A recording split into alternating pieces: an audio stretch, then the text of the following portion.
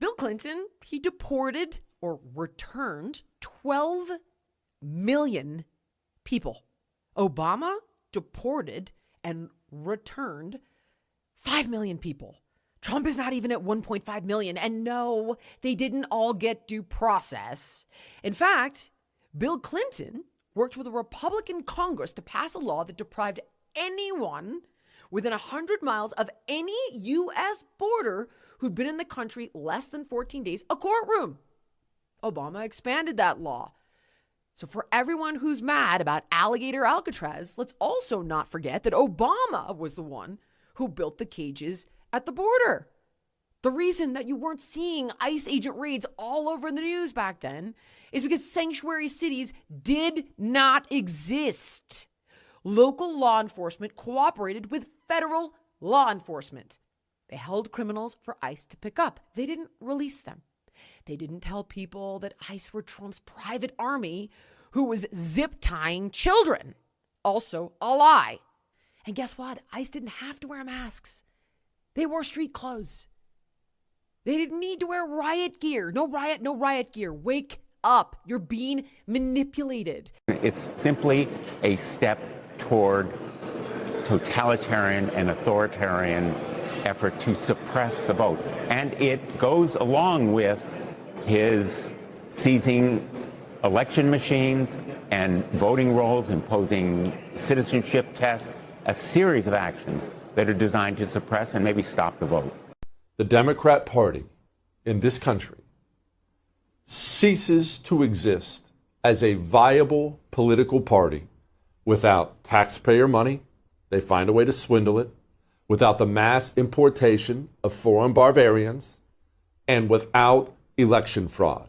Without those three things, the Democrat Party becomes not a 50% party, a 20% party, 25%. The party has to go away.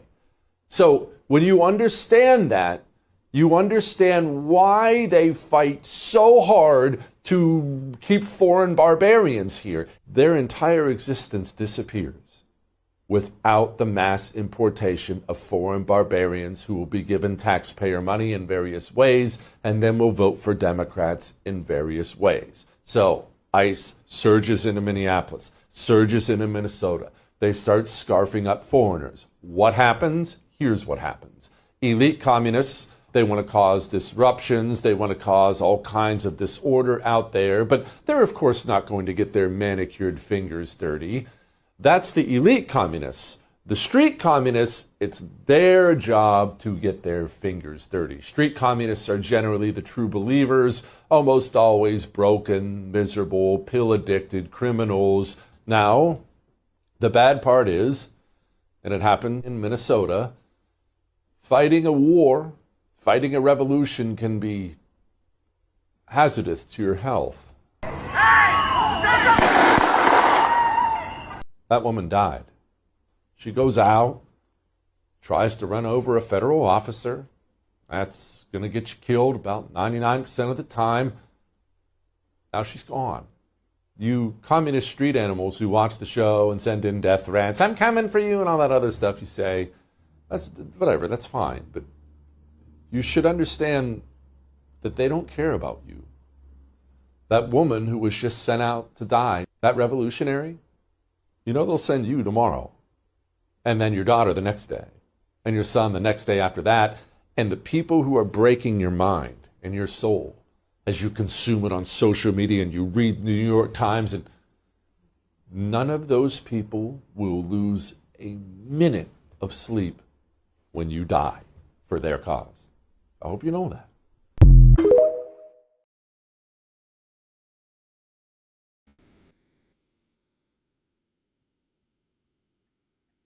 Joe Pasillo. We're having some technical difficulties. I'm sure Joe will be here soon, but that's basically the big story this week. Basically, the SAVE Act. That is what's being discussed. And that particular clip and a few of those other clips basically give us some insight into what's going on in the halls of Congress and also in the Senate.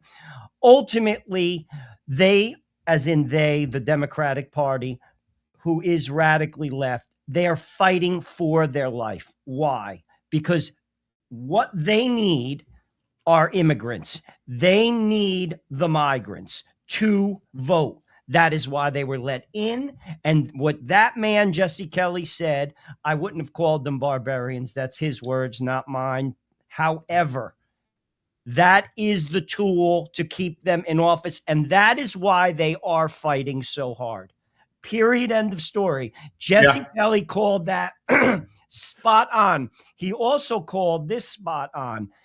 They don't care about the people on the street. There's a term for that in communist circles, useful idiots. And I have nothing but pity for them. That woman, I was talking to my wife last night about it, Joe Basillo. While I disagree with her on just about everything, I have nothing but pity and sorrow. She was a mother. There's no reason why she should have died. And frankly, if this keeps up, more people are going to die like that. It's a tragedy. No, it is. And that's what they want, because they want to do what Blumenthal was saying in the second clip. If you're just joining us here at the Frontline with Joe and Joe Pasillo, Joe Rossinello, Sunday mornings, going way into the breach on this Super Bowl Sunday. That should be interesting later with Bad Bunny and see how because Kid Rock is doing a halftime show to try to offset that. We'll see how that all shakes out, particularly in the aftermath with the media. Blumenthal described my mother when he said citizenship, voter ID, citizenship test. My mother had to do that. That wasn't totalitarian. That wasn't authoritarian. My mother came from Italy and she had to take a test. You know what she did, Joe? She studied for it. That's what she did. She studied for the test, the civil test. You had to take a civics test to become a United States citizen, get an ID, learn how to drive. My mother did that, but nobody else could do that. That's somehow authoritarian, totalitarian. And the joke of it is, again, as we say all the time at the Frontline with Joe and Joe, I don't blame the Democrats. John Thune is holding up the SAVE Act right now. The Senate Majority Leader, who ostensibly is a conservative Republican, is holding up the SAVE Act to require voter ID. And then they wonder why they get angry, because they're not useful idiots, Joe. You're right. Many of them are. Let me rephrase that. They are useful idiots. Some of them are just greedy scumbags because they're making money off it too. This is the benchmark to tell the sheep from the goats. Any person that is against the SAVE Act is against free and fair elections in America. And how do I know this? Because 71%, this was a poll by CNN, look it up, of Democrats want proof of identification. Right. 71% of Democrats. Republicans, it's close to 90%. What does that say?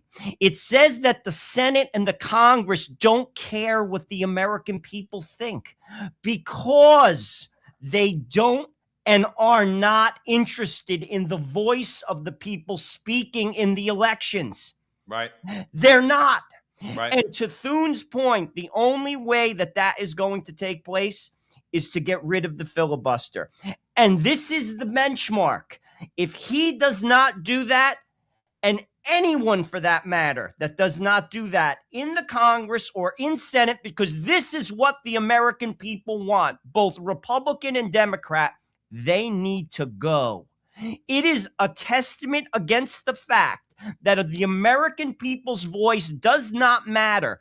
And I'm going to tell you this, as if this does not pass and this goes forward, you are going to see chaos in this country. That's right. Because no one is going to believe the election results. But the Republicans have the power right now. They can end the filibuster. Listen, I wish they would stop thinking in their mind there's something to preserve here.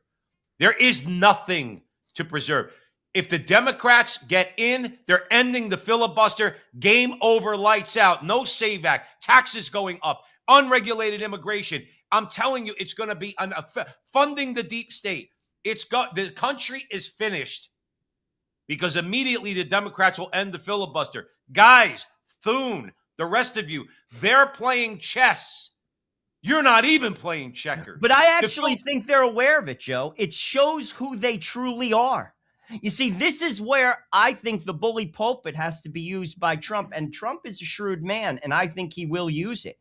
You are showing your hand by not supporting this. Any person, doesn't matter who you are, Republican, Democrat, Libertarian, it's common sense. It's common sense. You have to prove you're a citizen to vote in a country. I don't get to vote in Canada because I'm not a citizen. I could have an opinion, but I don't get to vote.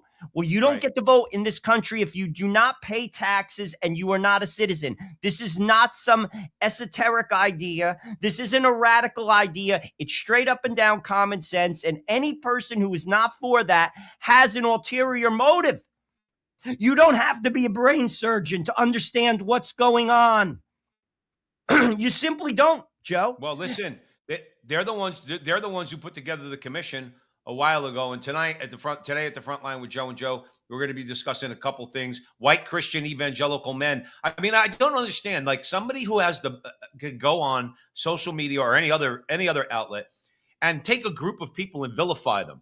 But if you or I did that about any group of people on the left, or the left considers a protected group, Jews, blacks, homosexuals, we'd be killed. They would execute us. But we're going to show you that clip, which is extremely nauseating. So throwing that out there. Alex Jones was right. All the conspiracy theorists, which everybody knows was a CIA tactic to try to shut people up after the Kennedy assassination. They didn't want them talking about this conspiracy or that conspiracy or this theory of who killed him and everything else. Well, Alex Jones on a lot of this was absolutely right and has been vindicated. Andrew Tate, who we're not big fans, but he makes some good points. We're going to talk about him. Danielle Smith snapping back up there in Canada and talking up there. But let's go to this real quick, staying on immigration for a second.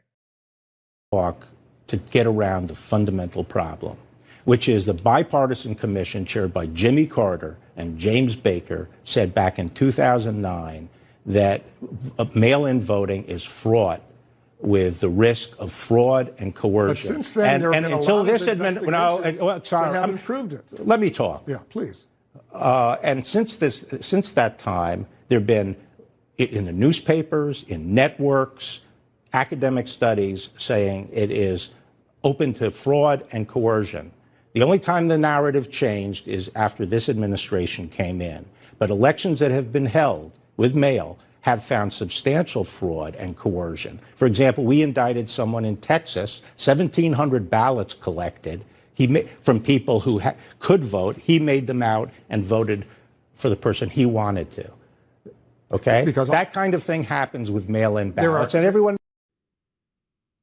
I mean, it's just a concrete example of how these people win. And here's the thing. I wish they would just call themselves what they are. Like Blumenthal said, the only thing is Blumenthal's got to say that about his own party. They're the totalitarians. They're the authoritarians. They don't give a crap about democracy. Nothing. 100%. They won't pluck a hair for democracy. If they did, they would say like, okay, it's not something that we're just bringing up as a gotcha thing. This was a bipartisan commission. Bipartisan. Okay. Carter is hardly a conservative. Right. And they turn around and they said, look, these mail-in ballots, all it's going to do is lead to fraud. Voter ID, one-day voting, that's it. You count, paper you get your ballots. popcorn.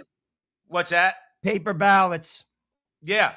And then you vote, and then after you get done voting, go home, 6 o'clock Eastern time, put on the news, get out the brown liquor and the popcorn, and watch the results. You're either crying in your whiskey. And this circles back to the original conversation. They can't win. They know it. You see, they can't win if they do that.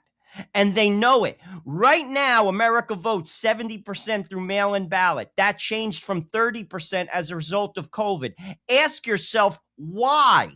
Why? There is no reason why that should take place other than the fact that it's a process by which it can be and has been manipulated historically. France in the 90s went away from mail-in ballots. France is hardly a bastion of democracy because of that. Look it up. By the way, that bipartisan commission of Jimmy Carter and James Baker, I've tried to find it on the internet, that study. I couldn't. Scrubbed. That should tell people something also. That's right. This it's been scrubbed. They don't want you to see that. more than a manipulation of the American voice. And if you're for that, you say everything you need to say to me. Right. Any person, no matter who they are, you should want free and fair elections. And here's the deal. If you are not a citizen of this country, you can't vote, and that is not a radical idea. If people do not feel that the elections are real, you are going to have violence in this country on both sides of the aisle. That is not how a country operates. And what will result of that is a strong man that pops up. You will get Mussolini. It's historically proven. Putin is that man. Napoleon was that man. Pinochet was that man, and Franco was that man. But let me tell you something. 150 years. Let me tell you something. I don't care how this sounds, and I don't care who agrees with me or not here at the front line with Joe and Joe. I'll take Mussolini, Franco, or Pinochet over this government that we have any day of the week. And I could demonstrate that in what they did. I know Mussolini gets more of a bad rap because he was allied with Hitler. Franco and Pinochet, Joe, let me tell you something. You would much rather have lived under Franco and Pinochet during their resurgence under Pinochet, in Chile and in Spain, than live under this administration, this regime of Democrats and Republicans that we're going through. Here, I'll show you a case in point. So if you want proof of the idiocy, here, watch it. I believe the ranking member does not understand the definition of generalized inflation versus one-time price increases. I would also note that housing, especially for working Americans, a Wharton study has shown that the mass unfettered immigration, adding 10 to 20 million new people demanding housing, Congresswoman, is what caused a great deal of housing inflation for working Americans. So you and the Biden administration should be ashamed. Which is also... Who is best in talking Maxine to? Waters. Maxine Waters. Okay. You tell me I'm supposed to what? Say, like, wring my hands. Oh, Pinochet was so... I would have loved to have been a citizen under Pinochet. As a Roman Catholic man, in other words, conservative man, but I got to live under Maxine Waters. Maxine Waters makes decisions that affect my life. Pinochet didn't hate me. Pinochet's crime, by the way, just to throw it out there to you, Pinochet's crime is he took a couple thousand drug dealers and communists out into the forest and put a bullet in their head because he understood what his country was up against. Drug dealers and communists. Franco fought against the communists in Spain. Where would you have been? I would say to any American. Now, we know where the left would have been. The left would have been fighting with the communists. I would have been fighting with Franco in the Spanish Civil War. No question about it. Both of them caused a rebirth in their country, and both of them did something that what you're talking about with elections, Joe. In other words, what these guys, Democrats mostly, but Republicans too, and communist dictators throughout the world, Pinochet and Franco both did one thing that they would never do. They gave power back once the job was done. And then they were wrecked for it in the media and by the leftist media. Maxine Waters, I want to live under laws that are passed by that woman as opposed to Pinochet and Franco. I'll take Pinochet and Franco. I want to focus on what Bessett said because no one's saying it. We've been saying it, and when I heard it, it was like music to my ears. And you're starting to hear the same thing from town hall meetings in Chicago and in the Bronx and in Brooklyn, whereby the working poor, their wages are being driven down and their rent is being driven up because of the influx of illegal immigrants, which was strategically executed by the Biden administration to bring in votes. No one is talking about that. Where is AOC, who's championing the poor, having that conversation? Where is all of them, for that matter? Maxine Waters should be saying that. And what it says to me is Maxine Waters is more concerned about power than the people she represents, because those are the people she represents, and the illegals are taking their services. This is reality. I'm not making this up. So if you are for that, you have to weigh the whole picture. And if you weigh the whole picture and know the whole picture, what does it say about your opinion? It says that you're more concerned about a power grab, and you can care less about those people, which, by the way, for decades have been abandoned by the Democratic Party. Absolutely. We've seen that in Newark, New Jersey. We've seen that in Patterson. We've seen that in Memphis. We've seen that in New Orleans. We've seen that in East St. Louis. What have they done for the poor? Nothing except give me your vote and then forget about you. And then to answer your question about AOC, her solution is not that she doesn't. Of course, Joe Resinello, we know that there's a problem. We just need to go get more money from rich people. It doesn't work that way, AOC. It doesn't work that way. Listen, at some point, even the rich elites in New York City who vote for people like Mamdani, they're going to leave too. Oh, of course they're going to leave. They'll find loopholes in the law so they don't have to pay taxes, where they'll be able to maintain an apartment in New York City so they can enjoy New York City, and they won't pay any taxes. No, here. I think they're going to leave New York City. I want to tell her. Listen, they're going to leave. They're going to, just like they're fleeing Los Angeles. Rich people are not going to spend millions of dollars for an apartment to have 7 feet of garbage in front of it. Have you seen pictures over the last couple of weeks? I have. Dude, I'm in the city. I was going to say, you walked through it. You must have walked through it. I walk 17 blocks every time I come in from Port Authority. Listen, every time they get busted with pictures like that in New York City or any of the case would be, they're immediate. Listen, this is what I mean about the media. Joe, if there was a violent revolution, if there was a violent civil war, okay, I'm telling you right now, the first thing that's going to happen is those who consider themselves on the right, who own guns, they're going to storm these media companies. They're going to drag people out and they're going to shoot them. I don't want that to happen, but I'm telling you, the media has been so complicit in all of this. The distrust that you described earlier, where people are going to start getting real angry and picking up weapons, that distrust, okay, that's a large part, not just focused at politicians. I would say equally at the media, because they allow these people like Dick Blumenthal and others to lie about these things. To say in a hyperbolic way, it's going to lead to authoritarian. No, it's going to lead to what you say you want, which is actual democracy. And actual democracy means that only American citizens vote. That's it. No, just because you pay taxes doesn't mean you get to vote. You need to be a citizen. You pay taxes because you come here and you earn money in America. That's why you pay taxes. That does not automatically give you citizenship. And if you don't have citizenship, you do not have the right to vote. And the flyer that's being thrown out there, which in further reflection, have you heard this? And let us know out there in the comment section if you heard this. There is a flyer going around to say, I heard Rand Paul say it to Joe Rogan, and others I've heard say the same thing, okay? That those who are here illegally, now not those are recent illegals. In other words, recent illegals, you're caught, you leave, okay? But people have been here for quite some time. Here's your this is a lot of the people that are still here illegally that vote, okay, that they want to protect the vote for. You could work here, you could pay taxes. You're not going to be deported, okay? You're protected under our laws, but what you cannot do is you cannot vote. Now that to me is very shrewd, okay? Because those people who would opt for that. Rand Paul said he thinks the vast majority of those same people would opt to say, okay, I could work here. But the people who let them in wouldn't, because they don't care about them.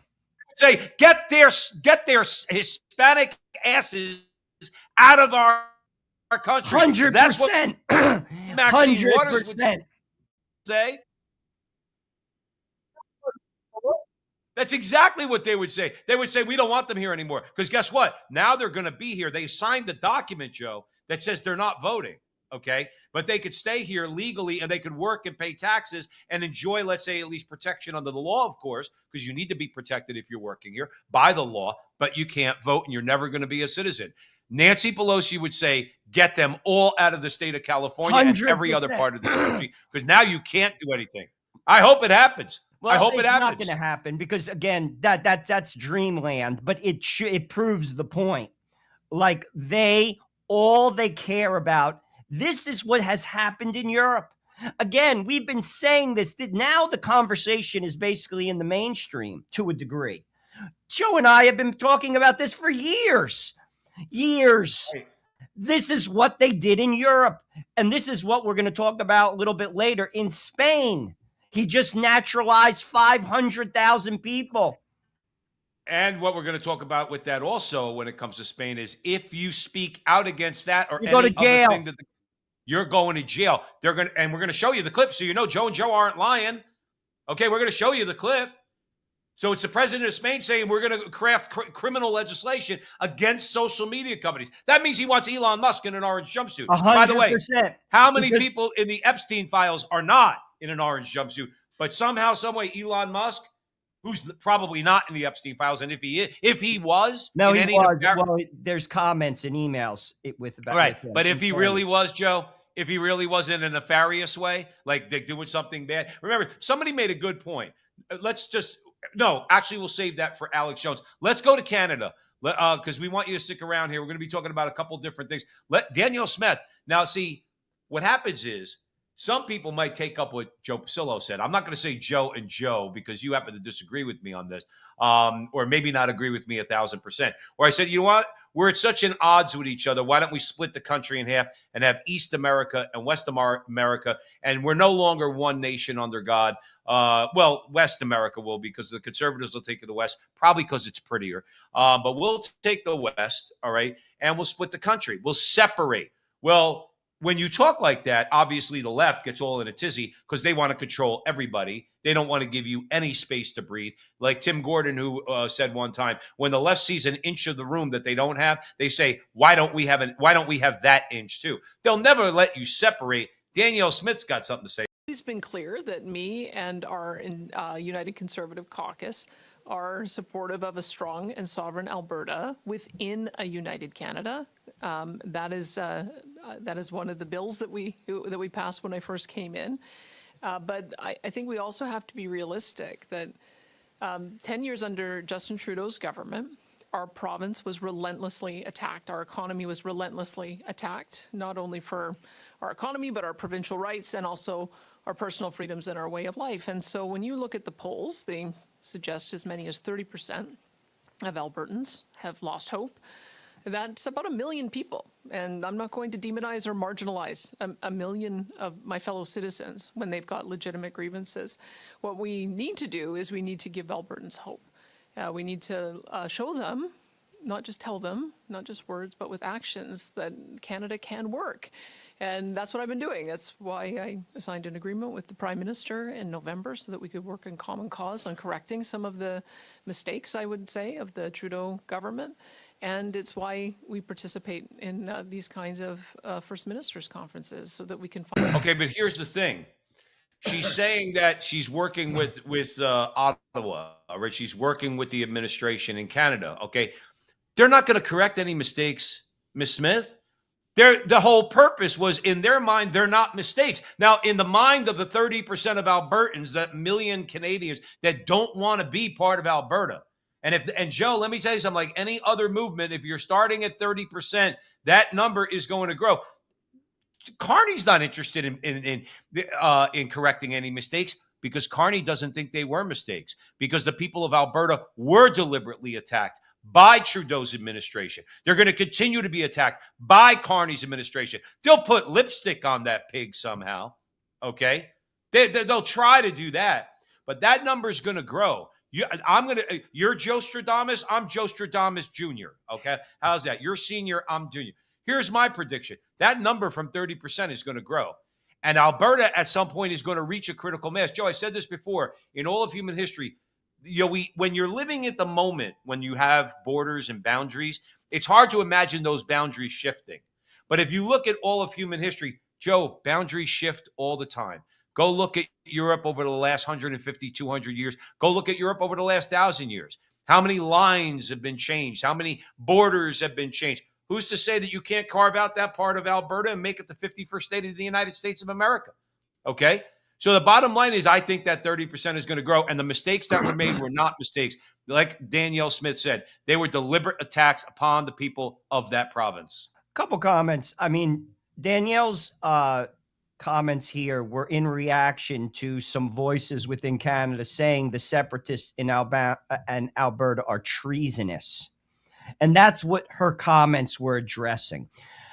Why would you think that someone who wants to basically live free be treasonous? Now, that doesn't necessarily mean they have to be a part of the United States. Maybe they simply just want to be not a part of Canada anymore because they're being oppressed, financially speaking. And that's what it's all about, frankly. And she's basically defending that voice. Ultimately, any person, thinking person, a person who cares for their family, want their family to thrive. let's be honest, ideology doesn't trump family. At least it shouldn't.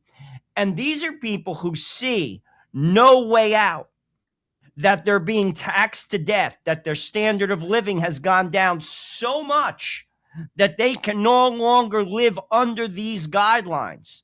Now, Mark Carney can live under those guidelines. He's a multimillionaire. So is Justin Trudeau. So is Doug Ford. But the average person can't. So they want out.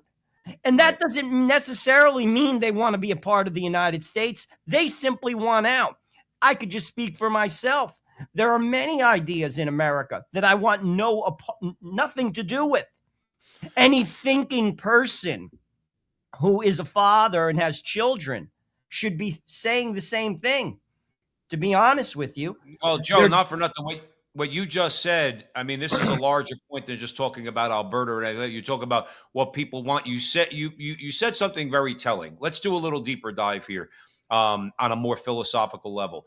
You say any thinking person. Joe, the problem is that we've been indoctrinated in the United States and Canada and globally, all right? The West, if you want to call it the West, has been completely indoctrinated with sexual liberation, with ideas that promote you not being a thinking person and just following your animal instincts. That's why we hammer on sexual liberation all the time, hammer on its attendant consequences, which is abortion, all right, which is a slaughter of innocent children in the womb.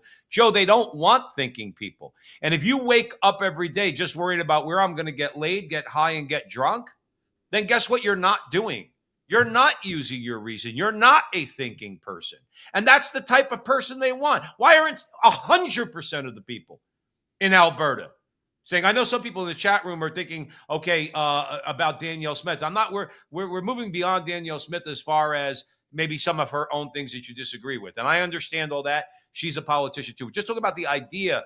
Why wouldn't the people of Alberta say, you want to know what? We have Ottawa by the nuts. Because we produce all the oil. So if we turned around as a people and said, guess what? We're separating from you. And we are the economic engine of Canada. And we will separate from you and we'll create our own state. Forget about the United States. And we'll become an economic powerhouse because we have the oil to export. And we can import other raw materials and we could create our own economy and we could have our own standard of living and we'll be our own nation. Why wouldn't 100% of the people agree with that? For the same reason that you can't get people in the United States to agree with it. Joe, if you gave people a laundry list as long as my arm of 9 things that would be very, very appealing to them from, let's say, if I was running for president in the United States, they would say, oh, I like this guy, but where is he on abortion? I said, well, I'm an abortion abolitionist. I'm not voting for you. I'm using that as an example. That and other areas where they try to diminish your capacity to use your reason are the means by which they control us. That's not an original idea. That goes back a very long time. E. Michael Jones has brought that to the forefront in many of his books. The idea is you are controlled politically when you're sold all these other bills of goods. And that's why you don't get voter ID in the United States and people voting again. That's why you don't get a real separatist movement in Alberta. That's why you don't get a real separatist movement in America. Quite frankly, which not for nothing, I'm to the point now, Joe, depending on the next couple of years, I want that. I want there to be a push. The United States needs to split. I don't want to be ruled by Maxine Waters or any of those people on the left, and the Republicans that we elect or whatever need to be in line with our worldview. And again, I know that was a rant. I'll throw it over to you. Ultimately, what I'm concerned and what I want to pay attention to is as this movement grows in Alberta, and I agree with Joe Pasillo, I think it will, because I think the pain point is going to increase because Carney means business and he is executing. He is executing. The whole world order has shifted and it's recently come to the forefront. We heard that at the WEF. Carney was very clear on where he stands in the direction he's going. As this happens, what will they do to those separatists is my question to the people in the chat. What will they do? We already saw what they did to the COVID protesters with the truckers under Trudeau. What will they do? 30% is a big number.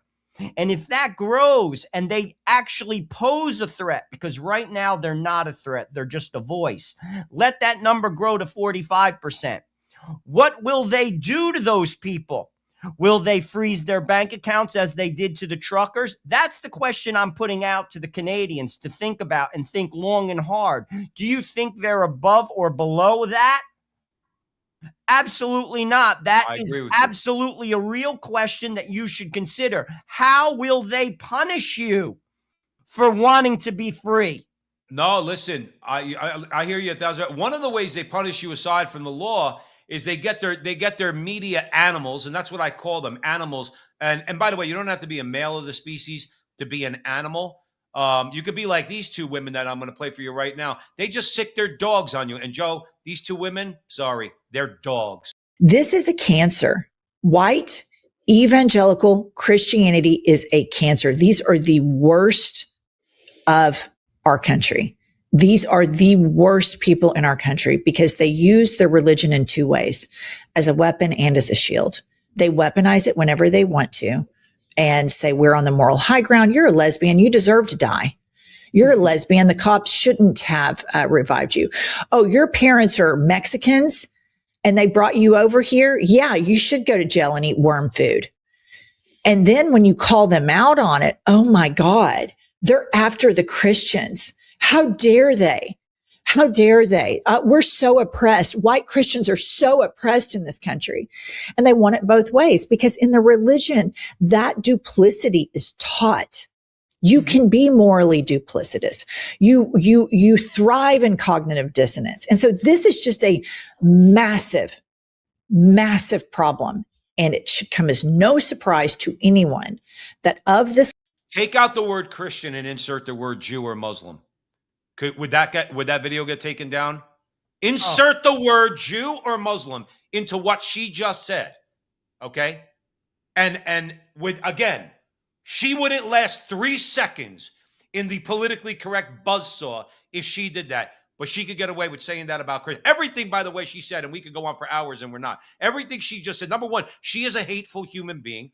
Number one. Number two, there is nothing duplicitous. I don't know any Christian. If she wants to say white evangelical Christians, I don't know who she's talking about. I know evangelical Christians. If a lesbian, first of all, I don't know if a woman is in a car accident and the EMT is a white evangelical Christian man. I don't know if he's going to ask the woman dying on the highway who he could save. I don't know if he's going to ask, are you a lesbian? Because if you are, I'm just going to let you die and go to hell. So she's full of crap. But this is the thing, the politically correct crowd, the elites and everybody, and we'll talk about them in the next segment with Alex Jones. All the elites let her get away with that bile that she just spewed. She's an animal, and so is the woman listening to her. Ultimately, that conversation is the conversation. It's not Republican or Democrat. You will find some common thread across some of this political divide. You'll find it in Canada. You'll find it in America. Those who attribute their belief system to God are not for radical leftism. They're simply not. Talk to anyone. I could just speak for the Christian and the Catholic circles.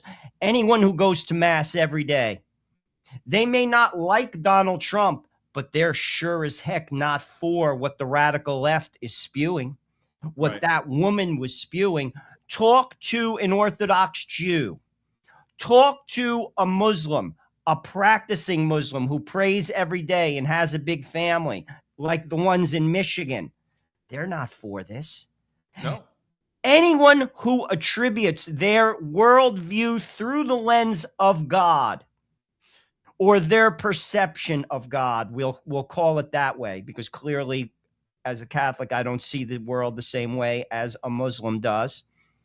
However, we are standing shoulder to shoulder on the facts that we do not ascribe to what that woman is talking about. And you will find that common thread throughout it. That is the divide.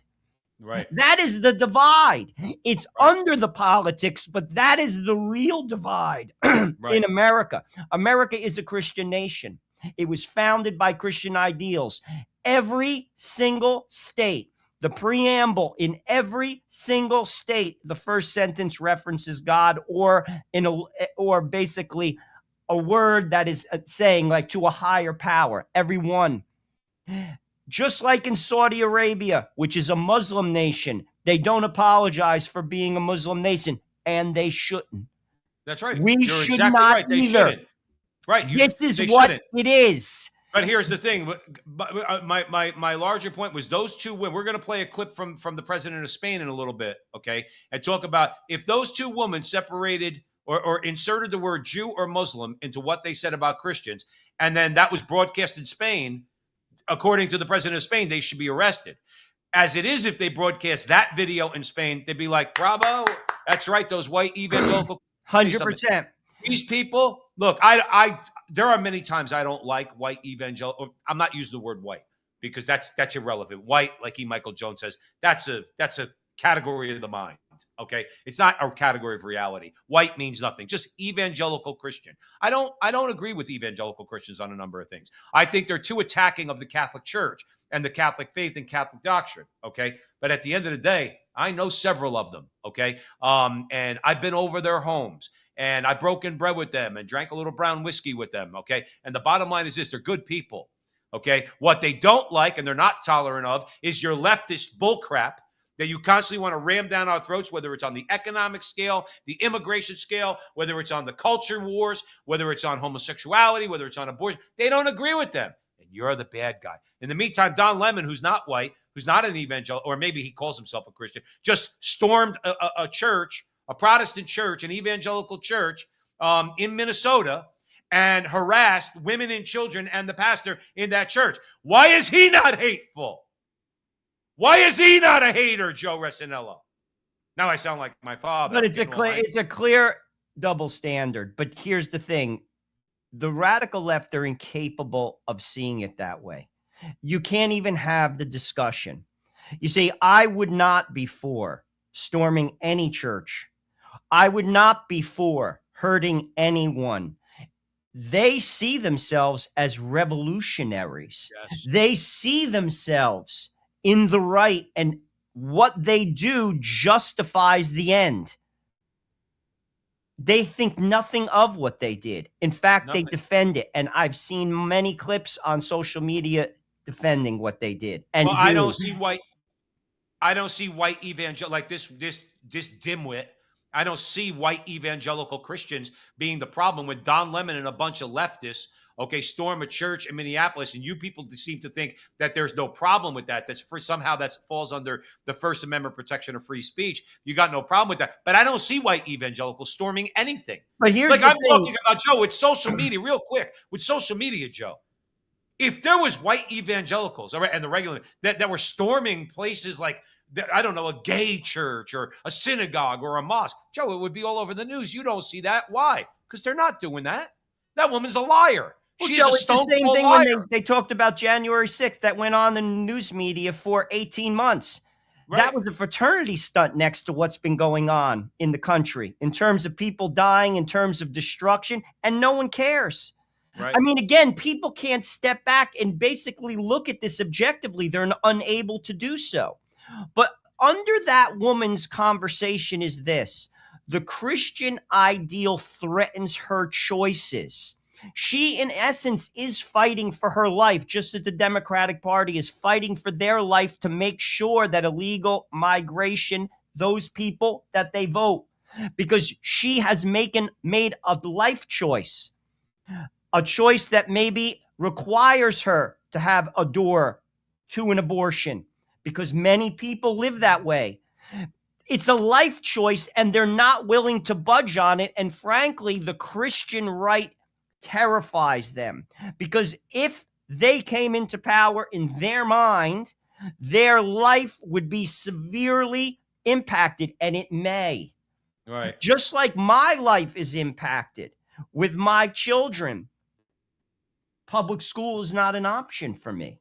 I pay taxes, yet that's okay. Give me your tax money, Mr. Joe Resinello, who's a Catholic, and you still can't send your kid to school because it doesn't comport with my belief system, but I'm okay with that, and I don't care that you're not. Joe, you should move to Arizona. They'll give you $7,500 per child to send them to any school you want. No, I get it, but this is What like, I'm saying is, like we had on Bishop Clemmy a couple weeks ago on our Veritas show, right? There's ways of doing this, okay? But again, it's the same thing all the time. We're going to keep saying it. We don't care if everybody goes, yeah, we know. I don't care. We have to shout from the rooftops. It's about power and control. 100%. That's why New Jersey says to Joe Rosanello and his wife, you're going to pay to send your kids to private school, and you're going to pay taxes on, as you described, Joe, the box that you live in Bergen County. Okay, you're going to pay taxes up to you know what, because you're going to pay for other kids' children to go to school. You don't like it? Too bad, leave. That's Murphy's or I don't know that broad Cheryl, whatever her name is, the governor right now. That's exactly what they want. You're going to continue to pay. That, by the way, at some point in the future, and I hope it's sooner than later, is going to go away. But we're not here to talk about property taxes today. But exactly right. That's the way they control. Oh, Joe, you could send your children to that Catholic school. Go right ahead. Oh, by the way, here's your property tax bill. Oh, thank you very much. But anyway, but that they're okay with that. But this is like, I'm just trying to, again, be objective. But when it comes to basically their side of the fence, making concessions, no way. No. And this is where it's about power. And frankly, it's not about equity. It's about power.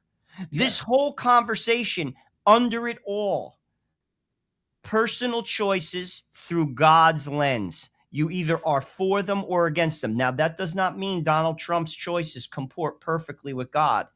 I'm not saying that.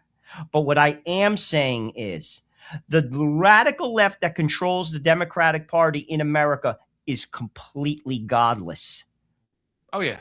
Completely. Yeah, no. And many of them will actually admit that.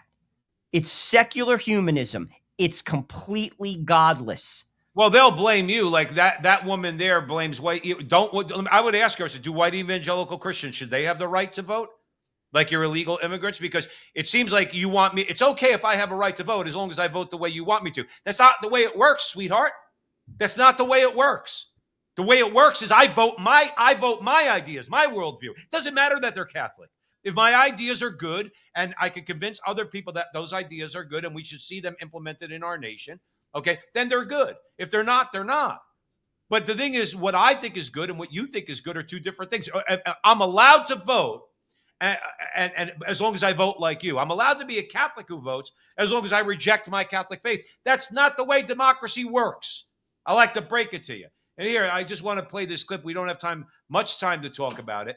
But here's Andrew Tate. What'd you think of the Olympic opening ceremony? Yeah, it was deliberately designed to test the resolve of the Christian nations. And when I say Christian nations, in fact, I mean the populations of Christian nations, because there's not very many Christian countries left.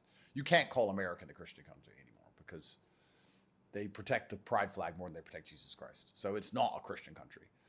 I think it's like they wanted to test what resolve is left because they're trying to destroy Western values, which means you have to destroy Christianity along with it. And they've been doing that for a very long time. And they wanted to poke. Doing that for a very long time. He's exactly right. That's why in their media, that's why they could target. And let me be clear. They're targeting Christianity in general. Their main target is the Catholic Church. It always has been. The devil has hated the Catholic Church since it was established at Pentecost, okay? And has been trying to attack it and destroy it ever since. He knows he made a mistake. Jesus went on the cross, rose from the dead, and left us with the church, and the devil now has to try to attack the church. We get that. And by extension, he's got to attack Catholics in particular, and any Christian, other people of goodwill in general. That's his job. That's his only reason why he does what he does. And he's been a master of it.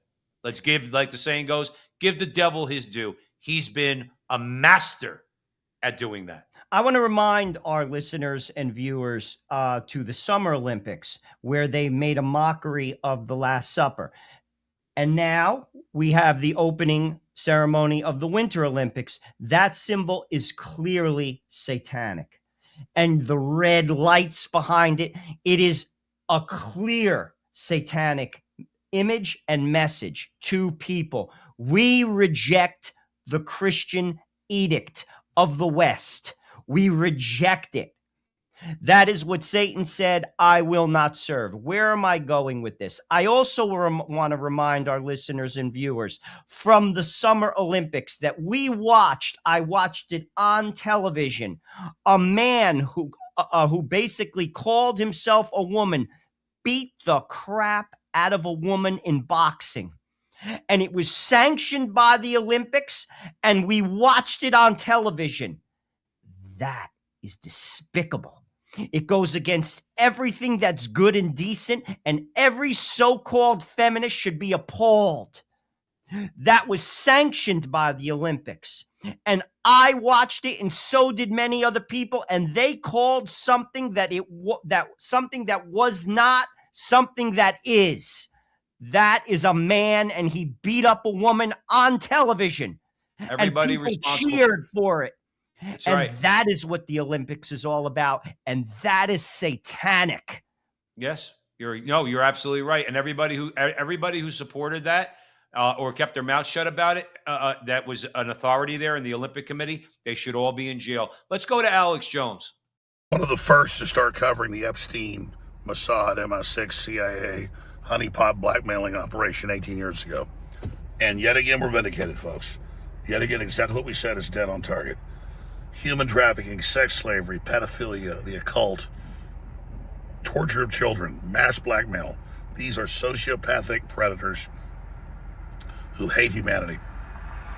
And now it's all come out. And it's a huge victory that the populist movement forced us to come out. Now we need prosecutions. But even if the system doesn't prosecute, they're convicted in public opinion. They can run, they can't hide. They could only operate in the secret before, in the shadows. That was their power, and now they've lost it. That's why all of you have supported, the info over the years. This victory is your victory. This is our victory. This victory belongs to the people of humanity, not just Americans, but around the world. So I salute you all. Thanks for your support. We're in this together. We got more big news to break. We'll always be ahead of the curve. Tomorrow's news today. We'll always tell the truth. As long as you back us, we'll be here. I'll never. He's been vindicated.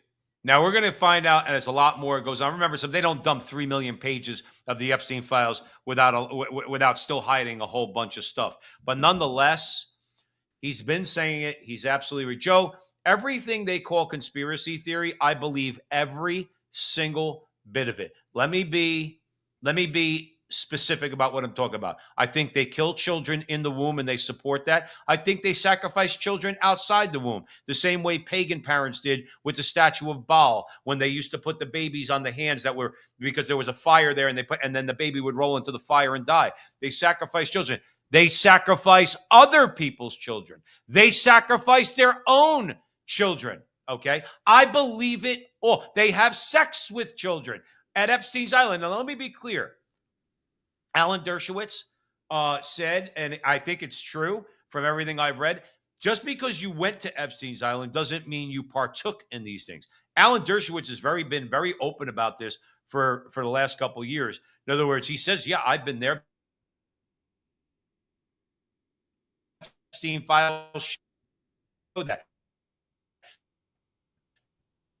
Just because you have blackmail going on, because like Hugh Hefner before him, Jeffrey Epstein has everything on tape, and obviously, or had everything on tape and video and audio and pictures and files and the whole 9 yards. I believe every single evil scumbag thing they do, that when you we're having some difficulties. Joe will be back. Ultimately, the Epstein files, which got dropped, and I saw last week in a number of those drops, were disturbing, clearly disturbing. And it should raise questions, particularly with federal law enforcement. And this is my concern. Why aren't people in jail? That should be the question. And it basically, what it says to me is that there is a double standard, something we all knew all along, but now it's as clear as day. There are people who are in jail in America and in Canada who robbed a grocery store for 500 US or 500 Canadian dollars and are serving hard time. Yet then you have the powerful of the world who are basically having sex with teenage girls, which is against the law the last time I looked at it, and they're not being prosecuted. There is no one, at least to my knowledge, outside of Maxwell, Giselle Maxwell, whatever her first name was. She did have some legal ramifications for her actions. Outside of her, nothing has happened to anyone. And that should concern people objectively. Objectively. And here's another thing. You know, what Dershowitz said, he said, and it's true, you could clearly go to that island. Maybe it was the place to be, so to speak, and not have basically partaken in the actions. Here's the deal, though. If you are a person of goodwill, we'll just call it that, a person of goodwill, and you went to a party and you saw with your eyes, particularly if you're a man and you have children, particularly if you have daughters, and I have two, and I went there and I saw grown men basically fraternizing in a sexual manner with, say, a 14-year-old girl, at the minimum, I'm leaving immediately. Why would you associate with such a group of individuals? Ask yourself that. And that's what I would say to Alan Dershowitz. Did you know what was going on? It's like the same thing that happened in Hollywood under Harvey Weinstein. You're going to tell me that all those people at the Emmy Awards or at the Oscar Awards didn't understand or didn't know what Harvey Weinstein was doing? Spare me. Spare me. Meanwhile, they're patting him on the back, they're kissing his ass, and they want favors from him. Spare me. Any person of goodwill, doesn't matter what your political affiliation is, would not stand for that. At the minimum, they would distance themselves from it. So where there's smoke, there is fire. And my question is, with the Epstein stuff, why aren't people being prosecuted? Why aren't they going to jail? And they're not. And that should concern every American, everyone. Why?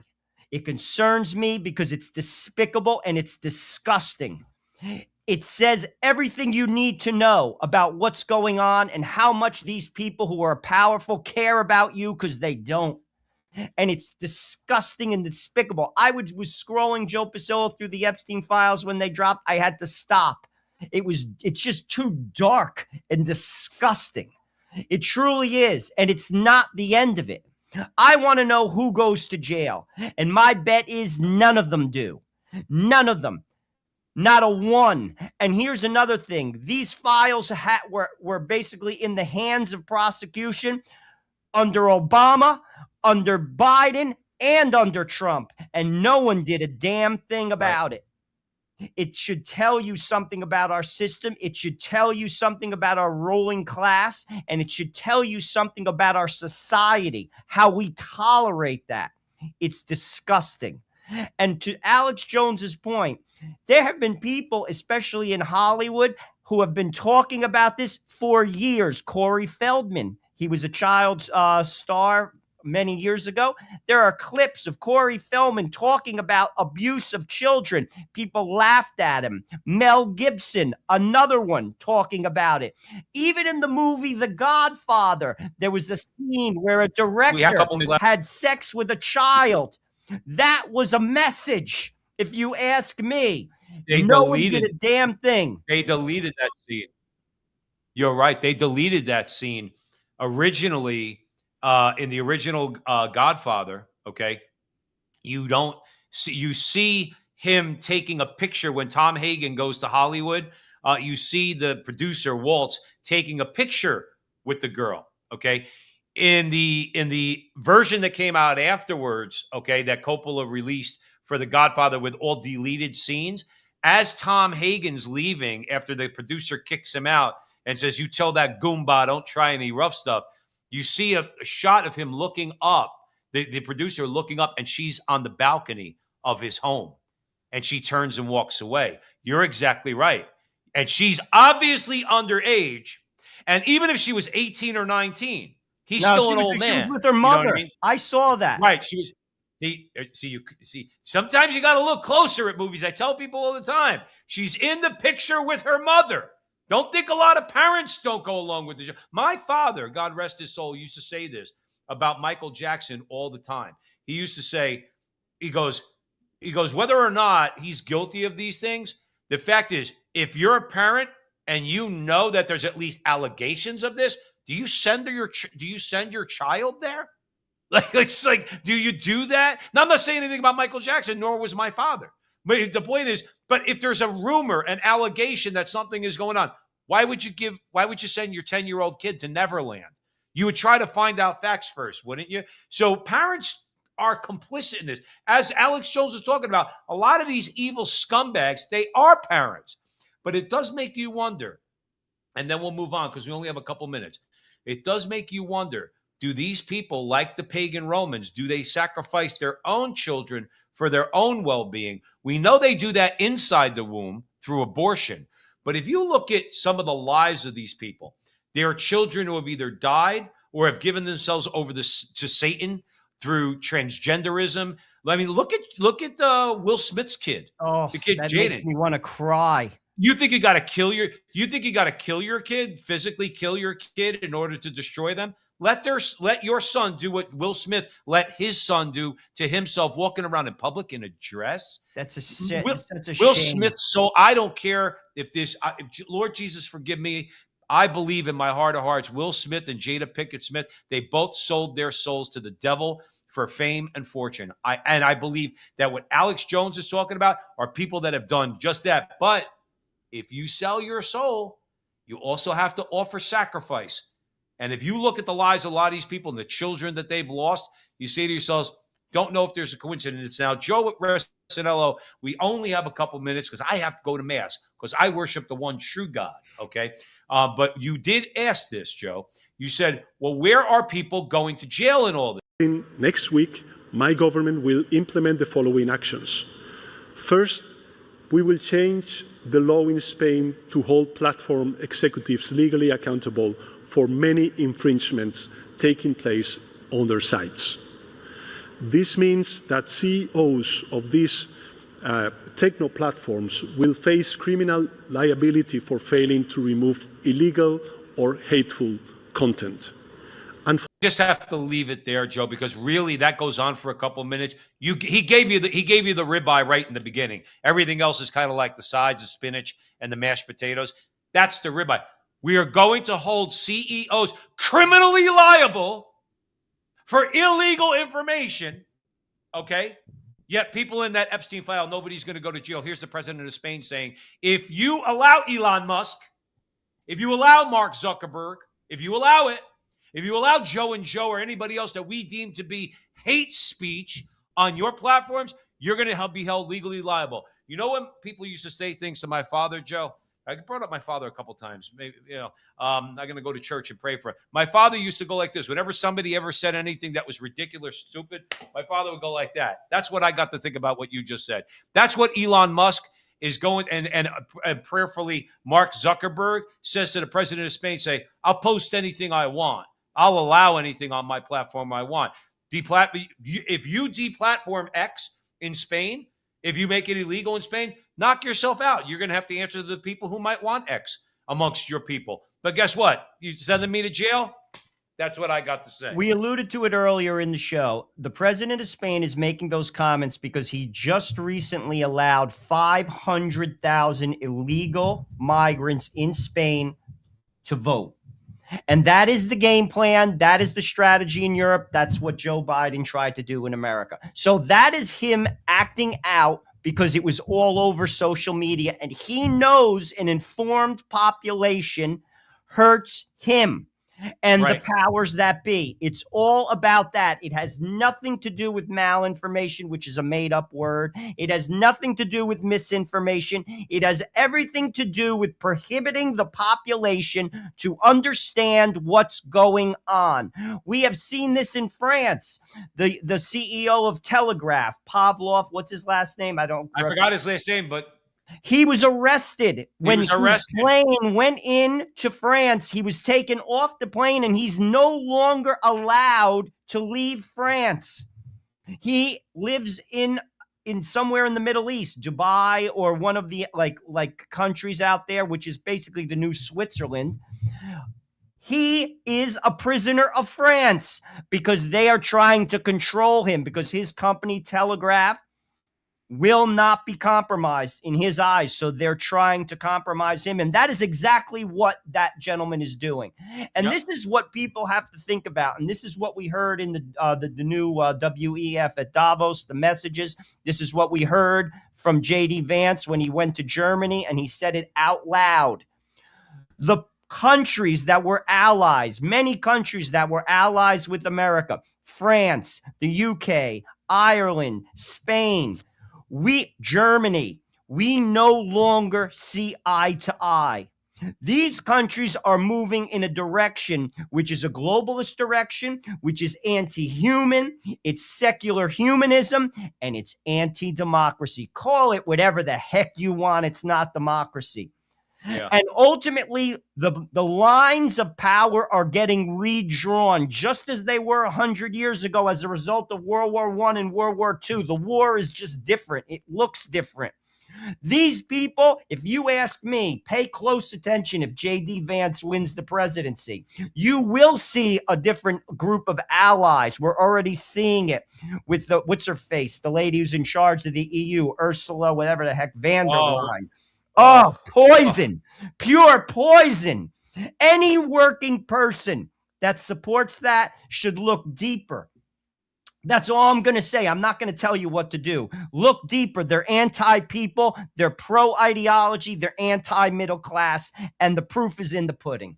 I listen, I hear you loud and clear. The only thing, not a correction, I would just expand on what you said a little bit further. When you said that they don't see eye to eye with us, there's plenty of people in America who want exactly what the EU oligarchs you're want. Right. And they're on Wall Street, and they're in the media, and they're in Hollywood. They don't want an independent, strong America. I wish for the day. I'm going to go ahead and disagree. Taylor Marshall was on our show. He says we need a Catholic movement. I agree with him on that. A Catholic-led movement. And he rightfully said that Catholics have been stabbed in the back many times. Okay, but we could safeguard against that. I think, as you mentioned earlier, we can form an alliance. E. Michael Jones is calling for an alliance with level-headed Muslims in America and Catholics.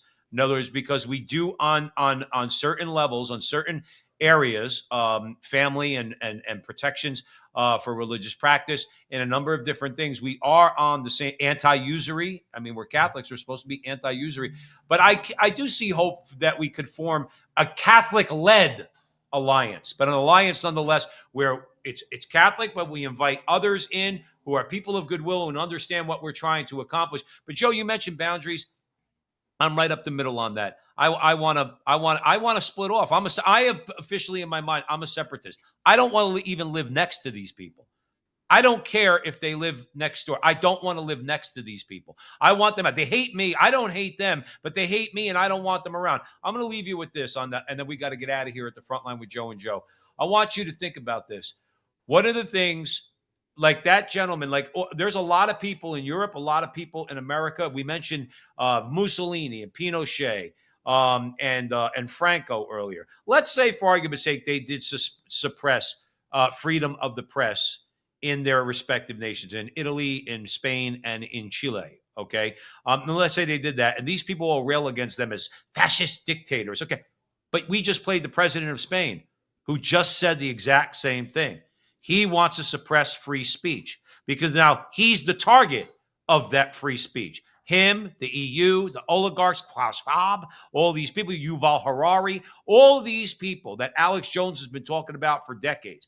All of these people who would seek to control your life, that's the president of Spain doing the exact same thing. So what are you talking about?